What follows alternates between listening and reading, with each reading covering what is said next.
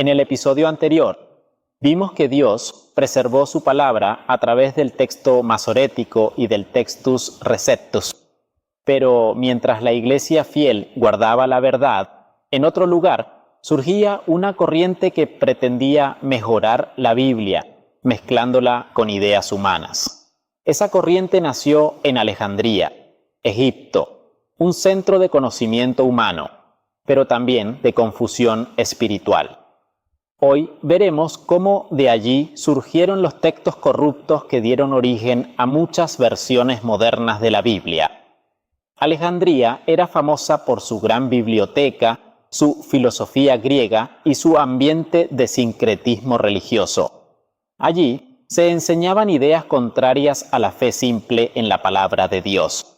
Mientras los creyentes en Antioquía copiaban fielmente las Escrituras, en Alejandría, hombres eruditos comenzaron a cambiar y reinterpretar los textos para ajustarlos a su pensamiento racionalista. Uno de los más influyentes fue Orígenes de Alejandría. Orígenes vivió en el siglo III y fue un hombre de gran conocimiento, pero con una fe distorsionada. Adoptó ideas filosóficas griegas, como que Cristo era inferior al Padre, y trató la Biblia como si fuera un libro imperfecto, que debía corregirse. Él produjo una obra llamada Hexapla, donde comparó diferentes versiones del Antiguo Testamento y comenzó a alterar palabras y versículos según su criterio. Su influencia se extendió a muchos copistas en Alejandría, quienes copiaron versiones modificadas del texto sagrado. De esa línea nacerían los famosos manuscritos sinaítico y vaticano, base del texto crítico moderno. En el siglo IV, el emperador Constantino, recién convertido al cristianismo, encargó a Eusebio de Cesarea, discípulo de Orígenes, que produjera 50 copias de la Biblia para el imperio.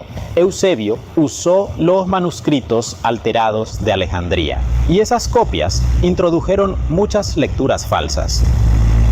Estas Biblias no eran las usadas por los creyentes fieles, sino las de una corriente religiosa institucional, influenciada por la filosofía y el poder político.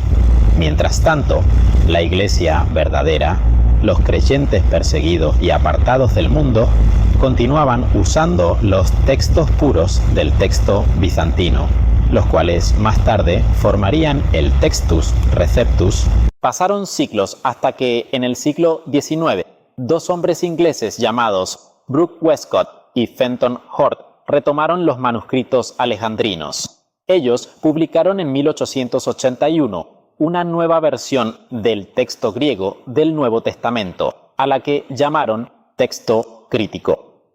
Ese texto, basado principalmente en los manuscritos sinaítico y vaticano, se apartó más de 5.000 veces del Textus Receptus. El resultado fue la base textual de casi todas las versiones modernas, la NIV, ESV, NBLA, NTV, entre muchas otras. Westcott y Hort negaban la inspiración literal de las Escrituras y simpatizaban con ideas espiritistas, lo cual explica su desprecio por la palabra de Dios. El problema del texto crítico no es solo académico, sino espiritual. Al eliminar palabras, frases y versículos, debilita doctrinas esenciales. En muchas versiones modernas se omite por la sangre.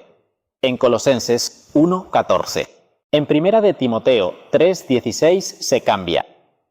Dios fue manifestado en carne, por Él fue manifestado en carne. Y en Primera de Juan 5 versículos y 8 se borra completamente el testimonio celestial del Padre, del Verbo y del Espíritu Santo. Cada omisión afecta la doctrina de Cristo, su deidad y su obra redentora. Desde el principio, Satanás ha tratado de poner en duda lo que Dios dijo. En Génesis 3:1 preguntó, ¿con qué Dios os ha dicho? Hoy sigue haciendo lo mismo, usando a eruditos y críticas humanas para hacer que los creyentes duden de la palabra preservada. Pero Jesús dijo, el cielo y la tierra pasarán, pero mis palabras no pasarán. Mateo 24:35. Dios ha mantenido su palabra pura, a pesar de los ataques de los hombres. Los manuscritos alejandrinos sembraron la confusión, pero Dios levantó una línea fiel de creyentes que nunca abandonó el texto verdadero. Esa línea continuó hasta el Textus Receptus, la Reina Valera y la King James Bible, donde aún tenemos la palabra preservada. No debemos temer a la crítica moderna ni avergonzarnos de creer que Dios sí cumplió su promesa de preservación. La Biblia pura sigue viva hoy. En el próximo episodio veremos cómo el Textus Receptus fue usado por los reformadores y cómo cambió el rumbo de la historia espiritual del mundo.